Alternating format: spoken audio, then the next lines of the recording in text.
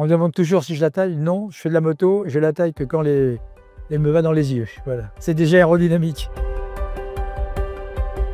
Mais ça, j'ai besoin de revenir. Enfin, je veux dire, je ne vais pas me rater ça. En plus, je retrouve des jeunes qui sont devenus, que j'ai eu moi comme les pilotes de chasse qui sont généraux, qui sont responsables. Je retrouve des ingénieurs. Je retrouve des gens un peu. J'étais avec le groupe de tous les directeurs de compagnies aériennes. Donc mon directeur quand j'étais à Air France, quand j'étais même à Air Inter, des chefs que j'ai eu, ou même comme élève, quand j'étais pilote de chasse, quand j'étais chef de patrouille de chasse et que je les entraînais, je les retrouve. Sur le plan humain, c'est extraordinaire, c'est une richesse extraordinaire. Caresser les filets d'air et faire de l'amour à l'espace.